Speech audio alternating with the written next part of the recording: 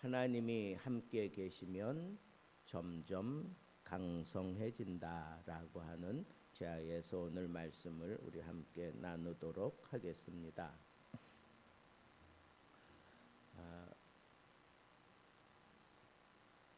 다윗의 통치 시작을 예루살렘을 정복하는 것으로 기록하고 있는 의도가 이 역대기 기자의 그 속마음입니다.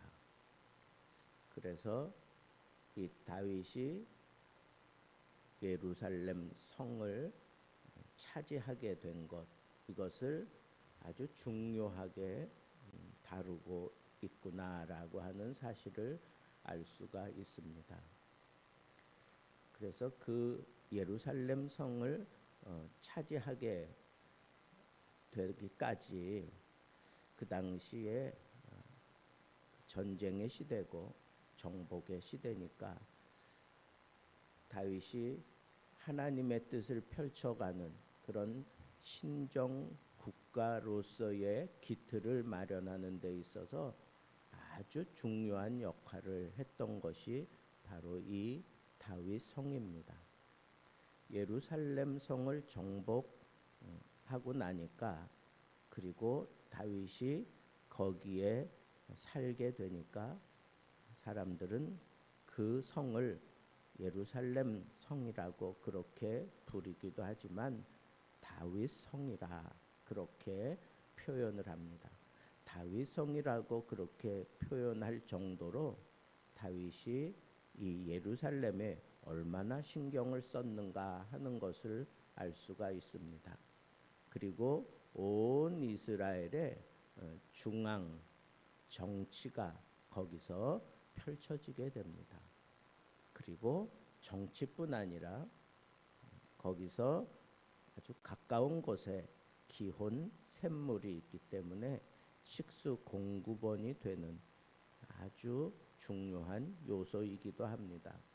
그러니까 식수 공급원이 된다라고 하는 것은 백성들의 그 경제 상황을 얼마나 민감하게 그렇게 판단하고 움직일 수 있는지를 우리는 생각할 수밖에 없는 게, 그 지역은 사막 지역이고 우리 한국과는 달리 그쪽 지역에는 이 물이 얼마나 귀중하고 물에 따라서 백성들이 움직여지고, 그리고 물 때문에 전쟁이 일어나는 나라이기도 합니다. 자, 그렇다면 백성들의 삶의 터전을 아주 민감하게 그렇게 다룰 수 있는 자리로 이 다윗성을 다윗이 결정을 했던 겁니다. 그렇게 해놓고 그 예루살렘 성을 다 정복하고 난 다음에 이후 이렇게 정치적으로 경제적으로 안정을 꾀해가면서 다윗의 그 속마음은 이 예루살렘 이곳에 하나님의 성전을 지어야 되겠다라고 하는 그런 원대한 꿈을 가졌습니다. 그래서 그는 실제로 그곳에서 하나님께 예배하는 중심지로 삼기 위해서 다윗은 2차례에 걸쳐서 여호와의 궤를 그곳으로 옮기고 있는 것을 우리는 성경에서 잘 알고 있습니다. 그래서 하나님이 여기에 계신다라고 하는 아주 뚜렷한 상징이 법궤였기 때문에 그 법궤를 옮기는 그런 역사적인 사역을 이루고, 또 이제는 법궤가 온전히 움직이지 않고 빼앗기지도 않고 영원히 함께 하기를 원했기에 성전을 짓고자 하는 그런 열정을, 특심을 가지고 있었던 것도 우리는 잘 알고 있습니다.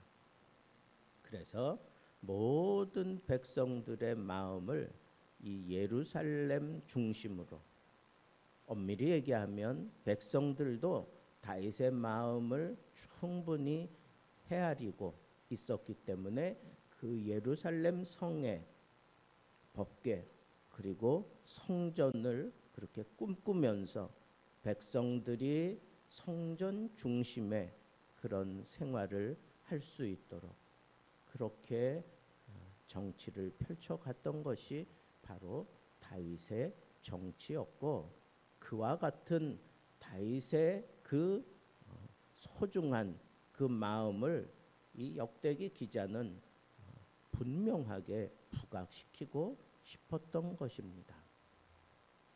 그래서 이 다윗이 점점 강성해가는 그런 놀라운 그런 은혜를 입게 됩니다. 한마디로 얘기하면 하나님 마음에 꼭 들었다는 거예요.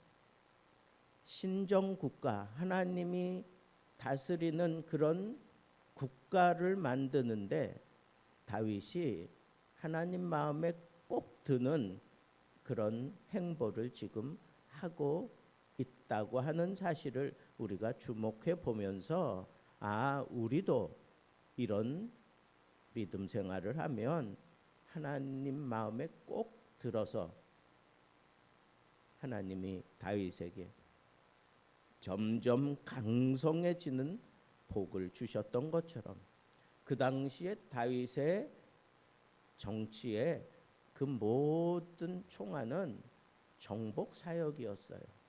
그래서 다윗은 계속해서 정복 사역을 그렇게 이루어가는 것이 그게 다윗 정치의 전부라고 해도 과언이 아닐 정도로 하나님이 약속한 아브라함에게 약속했던 그 모든 땅을 다 정복하기까지, 거의 다 정복하기까지 다윗은 이 정복 사역을 이루어낼 수 있었습니다.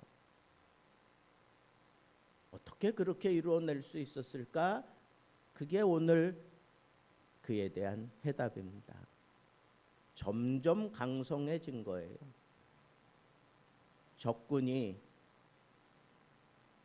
새롭고 적군이 점점 강해질 수 있고 적군이 연합해서 대항할 수 있고 적군이 혹은 묘수를 가지고 또 싸우기도 하고 맞서기도 하고 그럴 텐데, 그가 그 강성한 성들을 다 무너뜨리고 마침내 승리하기까지 아주 중요한 그 든든한 배경은 뭔가 하나님이 함께 하셨기 때문에 점점 강성해 가니라, 점점 강성해졌다는 거예요. 그 점점 강성해 가는 아주 구체적인 그런 내용은 내일 또 살펴보겠습니다. 그런데 중요한 것은 다윗의 힘은 도대체 어디에서 생긴 건가? 바로 여기 있어요. 하나님이 점점 강성하게 해 주셨다는 거예요. 어떻게? 한마디로 얘기하면 다윗이 왕이 되어서도 하나님 마음에 합한 사람으로 행동하고 있다는 거예요. 하나님 마음에 꼭 드는 그런 모습으로 행동하고 있다는 거예요. 그러니까 그는 점점 강성해질 수밖에 없는 것입니다. 어떻게 했기에? 하나님이 그와 함께 하셨다. 하나님이 그와 함께 하셨다. 여러분, 우리의 믿음 생활도 여기에 초점을 맞추면 우리도 점점 강성해질 수 있습니다. 우리의 모든 상황이 그 어떤 적군이 나에게 덤벼들지라도 나는 다 물리쳐내고 다 차지할 수 있습니다. 다윗은 아주 정치적인 사람이고 군사적인 사람이고 그리고 경제적인 사람입니다. 그래서 그가 이 나라를 통치하기 위해서 이 다윗 성을 선정하고 그리고 그 다윗 성을 세워가는데 겉으로만 세운 것이 아니에요. 내적으로 그가 하나님 마음에 합한 그런 모습으로 그 다윗 성을, 예루살렘 성을 그렇게 택한 겁니다. 고도가 높습니다. 그리고 가까운 곳에 기온 샘이 있어서 물을 공급해 줍니다. 모든 백성들이 볼 때에도 다 수궁할 수 있을 만한 곳에 수도를 정했습니다. 그리고 그가 경제적으로 이 백성들과 아주 밀착하게 피부로 느껴가면서 이 백성들의 삶을 이끌어가고 있습니다. 군사적으로 아주 탁월한 지휘력을 발휘해서 이 예루살렘 성을 차지할 때에도 가장 앞서가는 자, 저 성을 차지하는 자는 나의 영원한 그런 수하가 될 것이다. 적절하게 상벌을 가지고 군사들을 동원할 줄 알고 그렇게 전략을 펼쳐갈 수 있는 아주 탁월한 그런 지도자였습니다. 그런데 그보다 더 중요한 것은 그가 이 예루살렘 성을 차지하고 난 이후에 그가 법궤를 옮겨옵니다. 그리고 그 백성들에게 종교적으로 한 마음이 되도록 모든 백성들, 12지파 모든 백성들이 다 꿈꾸고 있는 그런 하나님의 나라가 이 땅에 실현되어지는 것을 꿈꾸도록 성전을 그곳에 세우려고 했던, 결국은 세우지 못하고 그 아들 솔로몬이 세우지만 그 성전은 다윗이 만든 것이나 다를 바가 없습니다. 여러분, 하나님을 향한 변치 않는 마음, 하나님 마음에 꼭 들 수밖에 없는 왕이지만 교만해지지 않고 어떻게 해서든지 하나님의 뜻을 이루어가는 목자로, 주권자로 그가 당당하게 자기 힘을 발휘할 수 있지만 언제나 하나님께 초점을 맞추고 하나님 중심으로 그 나라를 통치해가는 다윗의 이 모습을 우리 하나님이 너무 기뻐하셨습니다.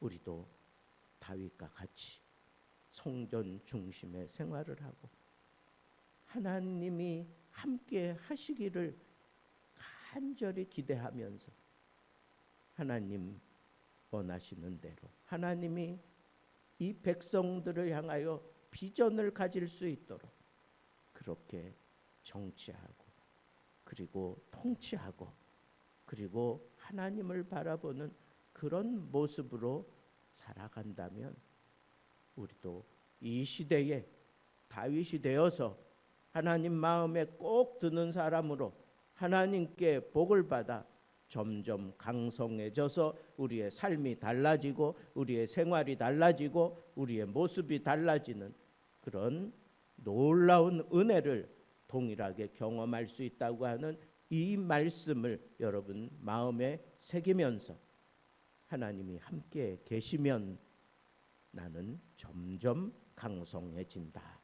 이 말씀 붙들고 오늘 아침 하나님 앞에 기도하시고 우리가 천국 올라가는 그날까지 하나님이 함께 하시면 나는 강하다. 나는 점점 강성해진다 하는 이 말씀 내 삶 속에 이루어지게 해달라고 하나님 앞에 날마다 묵상하며 기도하며 이루어가는 하나님의 백성들 되기를 우리 주님의 이름으로 축복합니다.